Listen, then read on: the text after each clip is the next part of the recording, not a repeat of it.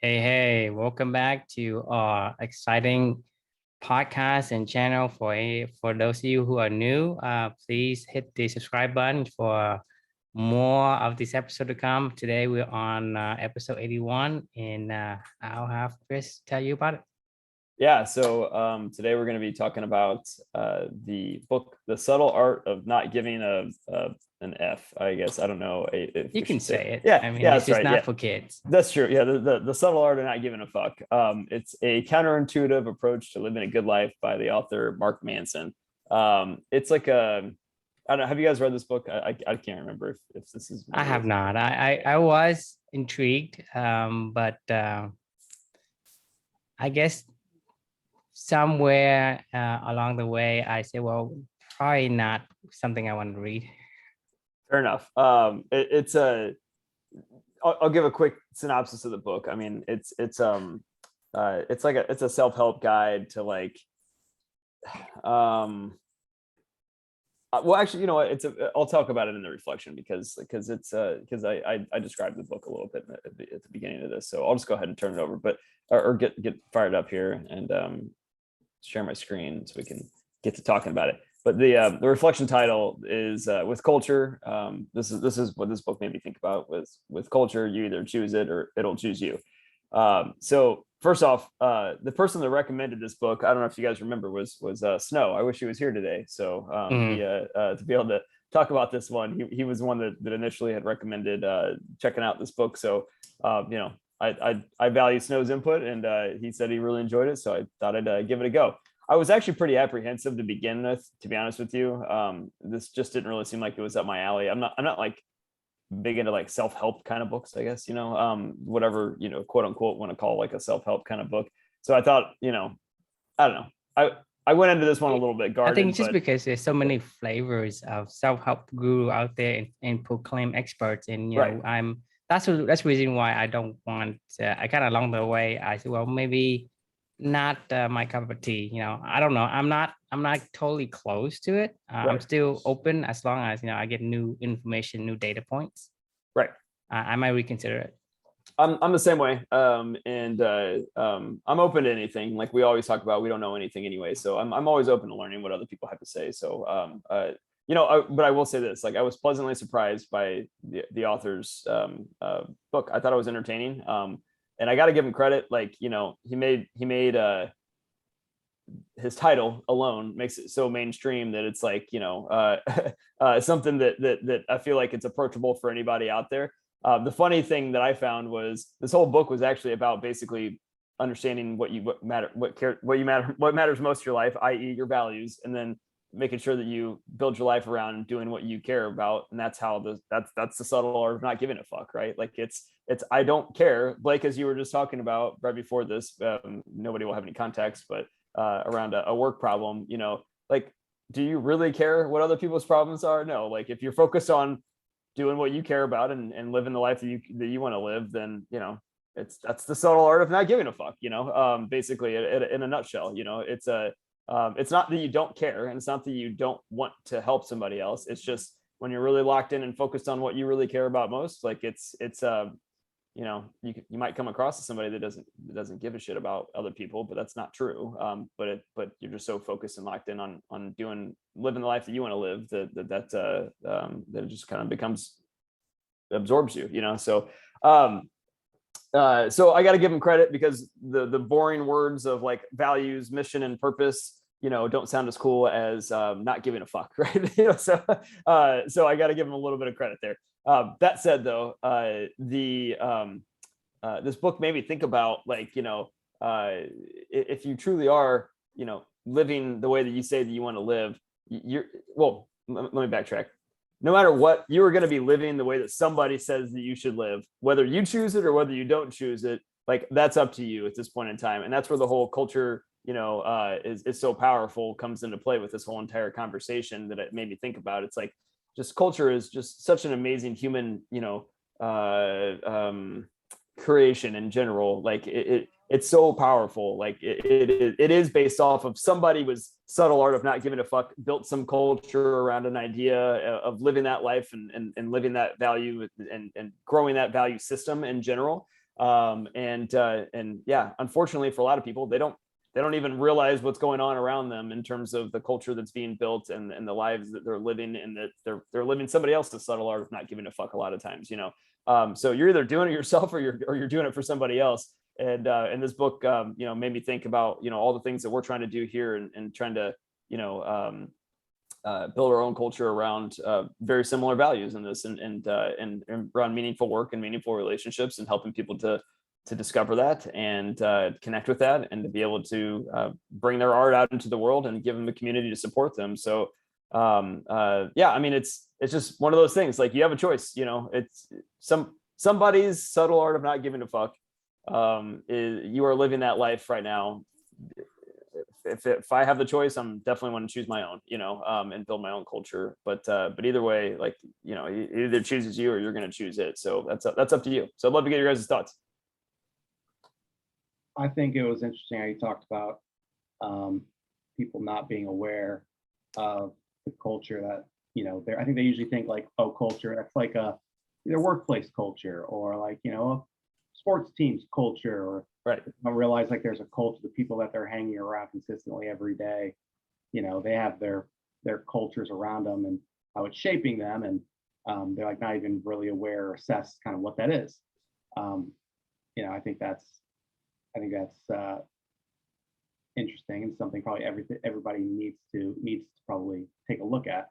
Yeah, I think that's a great point. Honestly, you don't just belong to one culture. You belong to multitudes of cultures. You know, like you said, like your sport team affiliates, your places that you work, the nation state that you live in, the religions you practice, I mean, you name it, go the clubany, you know, like if you belong to some clubs, if you're a tennis player, you know what, like, you know, if you're a pickleball player, whatever those things are, those are cultures that are built around all those activities, you know.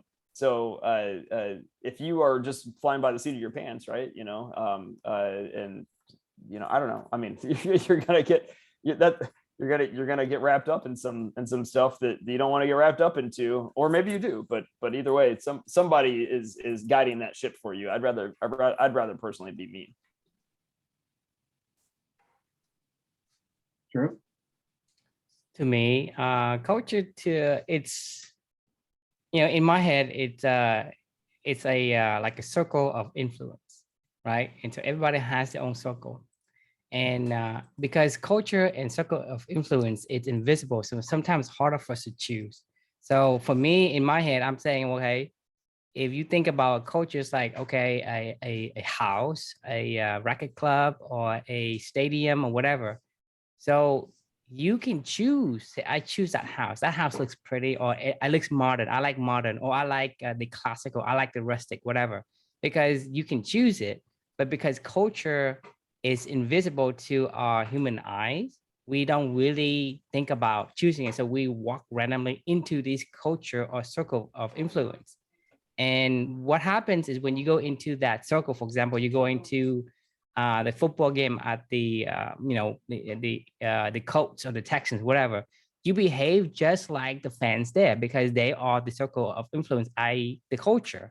And right. So the reflection title with culture, right? You either choose it or it will choose you, because you randomly walk into this culture, you will be absorbed in the behaviors and the way the people think. Like you become, let's say the Houston Texans is very fanatic about being very loud or whatever, then you will become loud and obnoxious just like that, just because you happen to walk into that. But if you can, I guess, see it, like, in some capacity, you can choose, hey, I don't like that kind of style, I don't like this. So you can choose so with culture, you belong to a myriad of different circles, but at the same time, you can choose the similarity between the circles, right? You Values.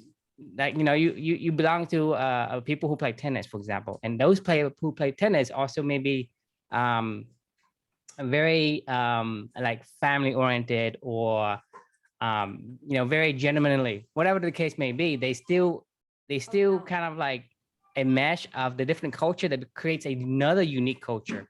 And so if you think about it, you can say, well, if I have these number of culture that represents me as Chris, True, or Blake, and if you have a culture where you go in and you say, well, I hate, I hate whatever, right? If you bring in that culture, it doesn't fit. You know what I mean? It's kind of conflict with what, but the problem is we don't actually see the culture as we see the houses or places or the kind of things that is visible to the eye. So it's harder for us to judge until we become, I guess, cognizant and aware of what culture is and what culture represent. And I think the book, the sort of art of not giving a fuck, kind of, it's another way of saying the culture and values, which a lot of these gurus and market experts are bastardize these terms so that people becomes like very jaded with that word. But essentially, I think the book, it's saying the same thing, but in a new way. And because it's so new that people pay attention, and it makes it, relatable, because, it's not something that is being, bastardized to death with, So for me, I think if we can objectify the culture, it's a little bit easy to understand. Do you agree? Yeah, I mean, I think this is about alignment, when you don't give a fuck, like, Well, the thing sorry. is, when you don't give a fuck, is not about No, you give a lot of fucks about what you give a fuck about. No, like, yeah. So yeah, we talk about the same thing, but it's another way of catching attention. But it's saying, hey, if I'm focusing on my values, everything else is not what what I am or what represents me. It becomes noise. And when it becomes noise, like, I can't care for all the values. I don't care for the top 5 to 10 values that it is important to me. There are hundreds and thousands of the values. I mean, I just can't care for every values. So besides the 5 or 10 that I care about, the rest is ignorable. I ignore them, i.e. not giving a fuck. Yeah, exactly. It's like tunnel vision, right? Because you focus on what it is important to you. The more you focus on, the more noises you would filter out. Right, exactly. And whatever is not within your top 5 or top 10, well, it doesn't affect you that much, because, okay, this guy is this value. Well, it doesn't matter to me. He do what he needs to do. I mean, for me, if you don't align with the value that I hold, then, it's not inside of my circle of influence. So I don't really give a fuck. I don't really care. So it's not about the not care, whatever. As long as if that value comes into your circle, then you will care. I guarantee you will care. Whether that you want to push them out, or what you want to help them, or you want to, whatever you want to do, is as long as the inside of your circle of influence, that 5 to 10 values that happens to intersect, then you will care. But beyond that, it's basically a blur. Like if the hustle and grind culture entered my life, I would say, yeah, you need to either become balanced, focus on what you we're need to take a look at yourself, or get the fuck out. Like, exactly. I don't want anything to do with you in my exactly in at my that orbit, point you care. You care to respond. Right. Hey, I need to change you. I need to kick you out of my circle. So I don't want to do it. I don't want to interact with you, because you're just toxic to me. Right, exactly. I think of, and I don't know these people personally, so I mean, I may be totally wrong, but like, I think of like a Grant Cardone, I think is that his name, Cardone or whatever, or like a Gary Vaynerchuk, or like those two guys. Like, I don't know how I would ever overlap with them, or what we're trying to build within the clubbing world, whatever overlap with like those guys. Now, it might be great to go and leverage their social media following, or their whatever that may be, but like it doesn't align, and therefore, like, I don't give a fuck about them. Like, I mean, they can say whatever they want to say all day every day in the ecosystem. People could say they're the best thing since sliced bread. Right. And it's the same thing for us too. I'm not gonna align, I mean, people doesn't align with us. I mean, right. we're not gonna change anyone who isn't aligned with us, right? And there is gonna be more. There's a lot of people who they think that balance is the way. They say, hey, I need to hustle and bustle. I need to rise and grind. I need to grind until I die. And that's the culture, and that's what they want. They is not going to relate to what we're saying, right? People say, you have only one life, do drugs, smoke, get weed, drink, right? What's life for? What's the Right. point of living, right? And that's their outlook. And Right. for my outlook is, saying, I like to live a healthy life. My opinion is saying, it's not my fault your life sucks, that you don't want to live that long. Right. That's my opinion. But people are gonna, disagree with me. That's fine. If people who agree with me, then come be in my circle. If not, then it's fine, because you can't change people's perspective. And then, like, they don't know what they don't know. But my problem, not the problem, but I think my thinking is that people don't know, but the problem with them not knowing is they refuse to take considerations, another look from the other person's perspective before they decide. They just automatically say, why live a balanced life? I need to hustle and bustle until I die, because what's the point of living a life? I need to enjoy whatever. Yep. Right. Yeah. So it's not the point that they don't know. The point is they refuse to know. I 100% agree. And that's and bring this back to the whole culture side of everything. Like once again with like Gary Vee or Grant Cardone or whatever. Is it Cardone, Blake, or Cardone, or I think people say both. I don't know. Anyway, with those guys, like, you could easily get sucked up into their orbit, and that culture will just choose you. You're like, if you don't know what you care about, and you don't know what how to subtly not give a fuck about the message that they're sending out into the world, it is very easy to find yourself. I mean, you see it all the time with people on social media with the whole Bitcoin or whatever, like what do you call it, crypto like world or whatever, right? Like, these guys are like, oh man, I made $1 million on crypto or something like that, and you just get sucked into it, and you're like, oh, this sounds really cool, like this is what you got to do if you want to do this, and these people just start doing it, and then they find themselves, down the road, they're like more lost than ever, and they're like, well, I don't know what the hell I mean, invested all this time. It's like winning a lottery. I mean, it's exactly, you're like, yeah, you just because you get a lot of money, it doesn't mean you have any there's idea there's a lot of people who invest in crypto, but there's a handful of people who are billionaires. I mean, but people then listen to those people that are the billionaires, and they're like, and that culture, they don't choose it. That's the opposite of not the subtle art of not giving a fuck, we talk about the book Skin in the Game by Nassim Nicholas Taleb.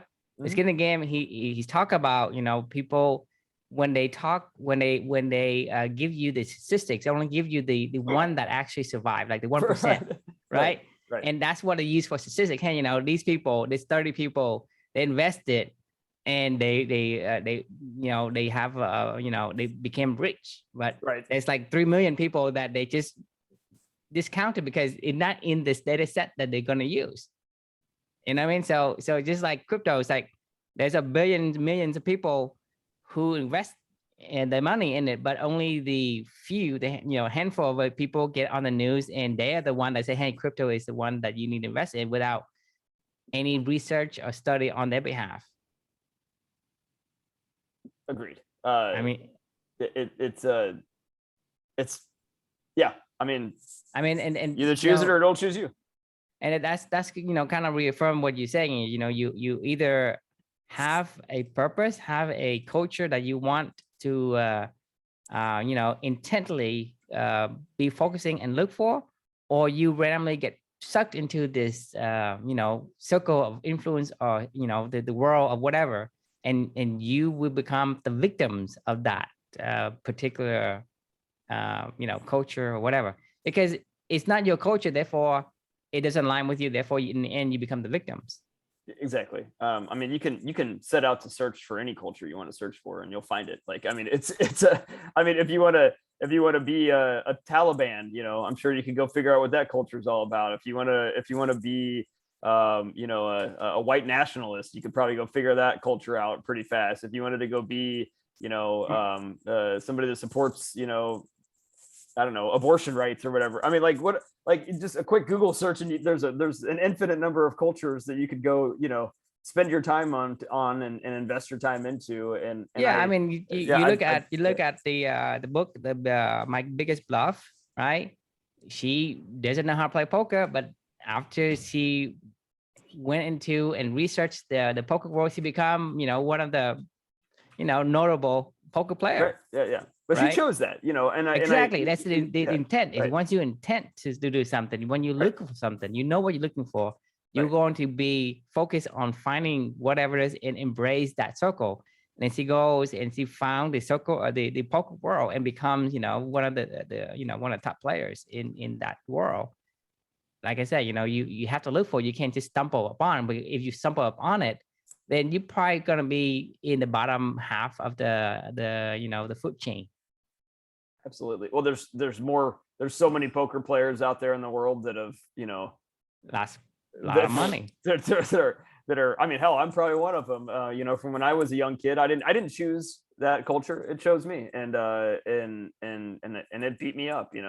Blake, I know you've had your own experiences around, that kind of stuff as well. And it's one of those things where if I ever wanted to go back to like playing poker, and I knew what values that aligned to, I actually do think I could probably go do that and sustain it and today, but I don't want to, like, just because I know that it damaged me so hard in the beginning. But like now, knowing what we're talking about now, like if I wanted to go choose that like Maria did or something like that, I feel like I could safely walk into that world and understand what I'm here for, what I want to accomplish, and how I want to behave in this culture, and does it align.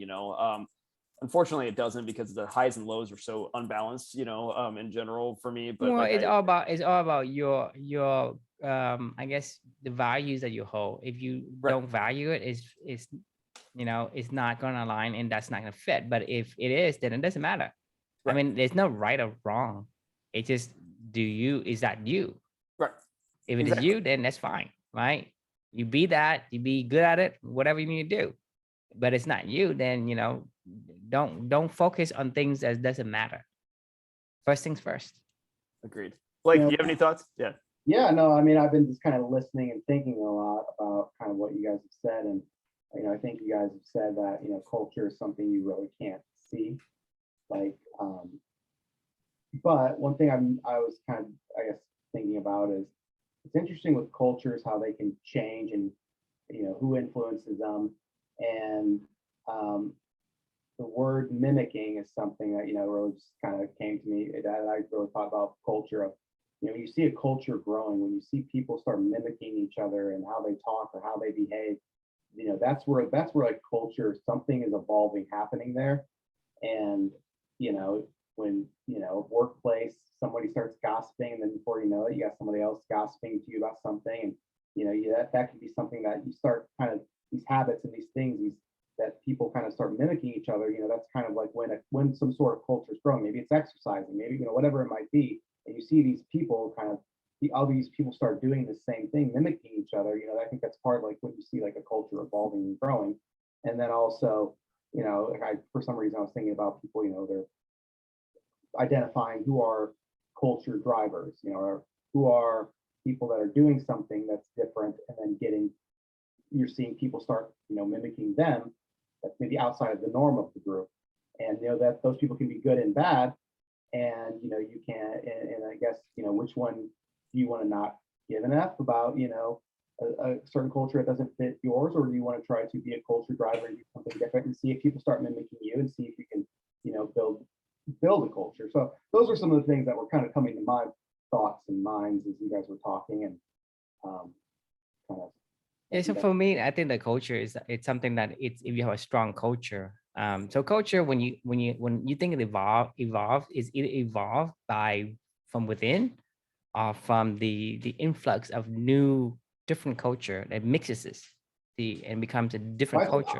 I think a strong culture from within, if something comes outside of that and acts outside of the norm, that is going to be it's either going to be I think I don't know how to describe this, like the energy, it's either like you need to get on board and start kind of acting like towards how we are, or you probably need to work your way out of this, because that's not right. So the thing is, that's what I'm saying, that the strong culture is what holds the culture. Because if you don't have a strong culture, for example, if you have a startup and you have a certain culture and workplace and the way you treat people, and then you start having to raise money, and then they would put in like board of directors and All change is hiring people. 10.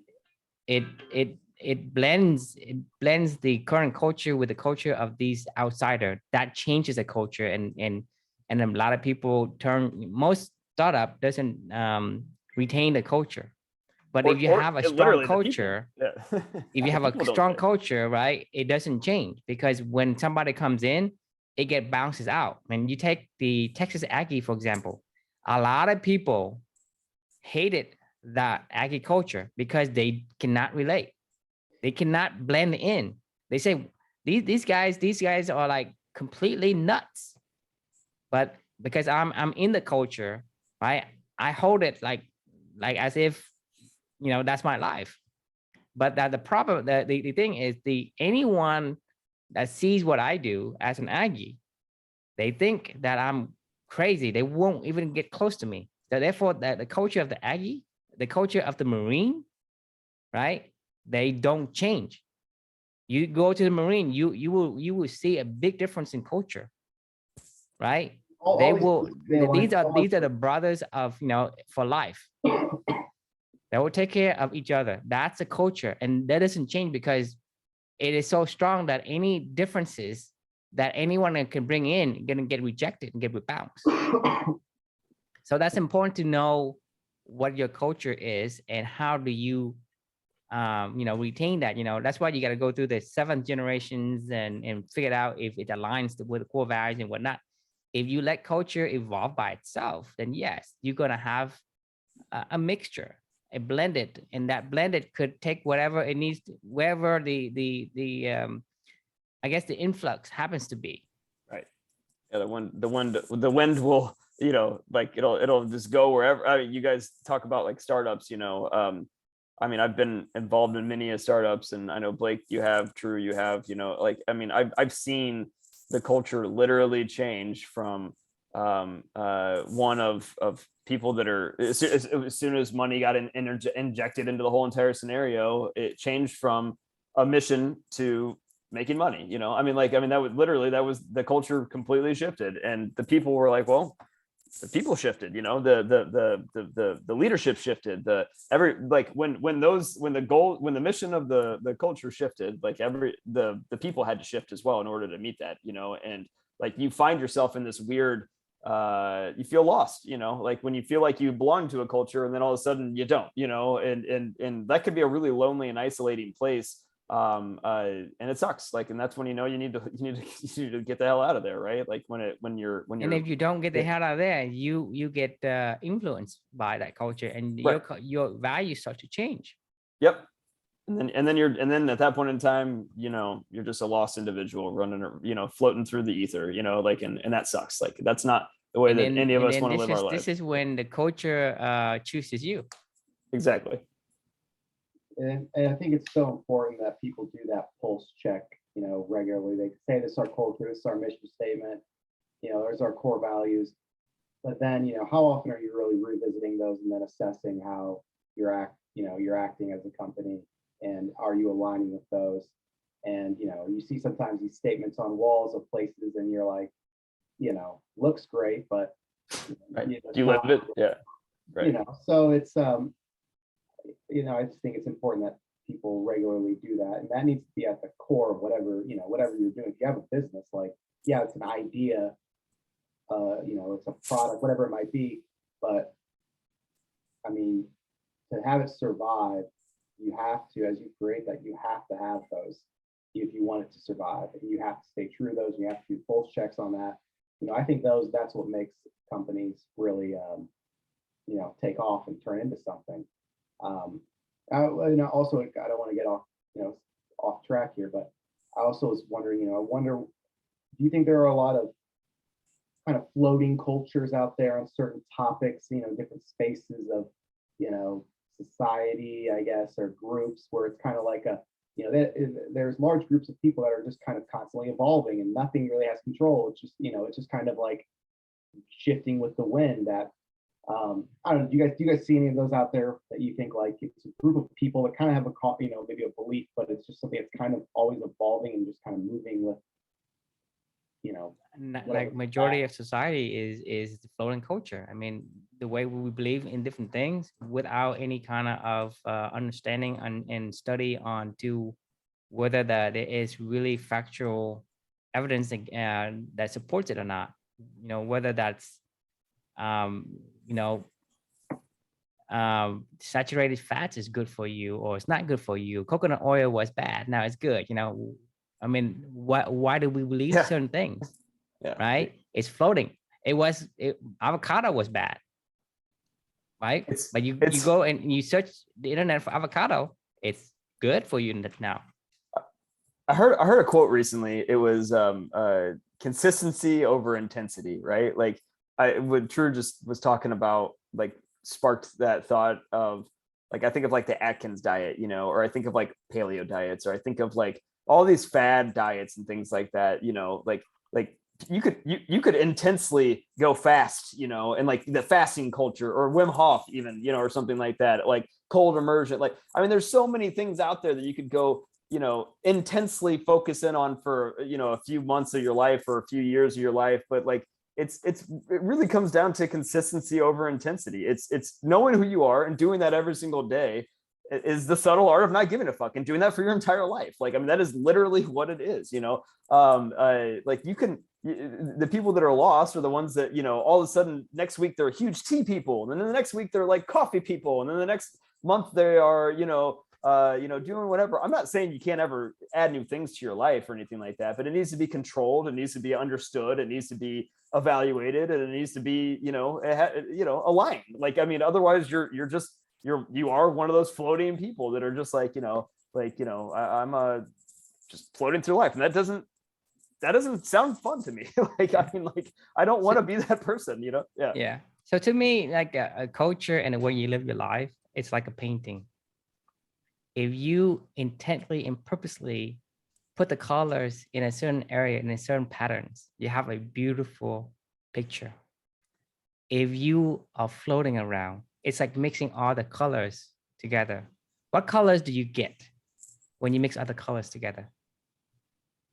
Black? Brown. Oh, yeah. Brown.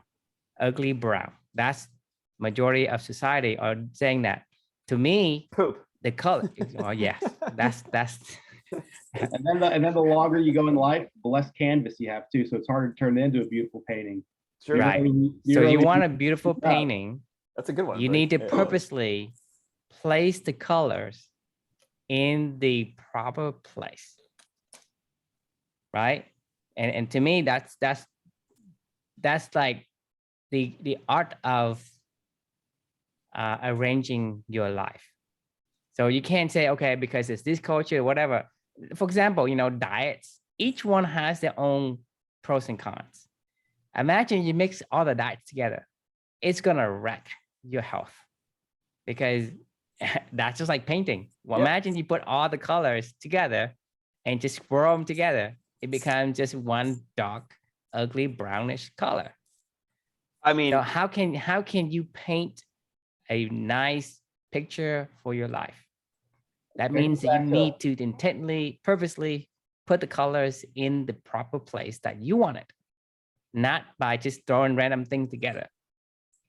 It goes back to what Chris was saying about the consistency thing. You know, I mean, I feel like I've done these fad diets where I go in intense, and you know, and then I do something different, and you know, I do it really hard, really well for a couple of weeks, and you know, I think that I'm a pile of poop, you know, in some ways. So, you know, I think it's figuring out what you want to draw, it's figuring out what you want to do, and then it's doing it, and it's having that's what's there, that's what's is your. I mean, randomly, there's no one can paint a pretty picture. Even the picture is like all these blots of colors and whatever. Even that is design. I mean, I agree. I mean,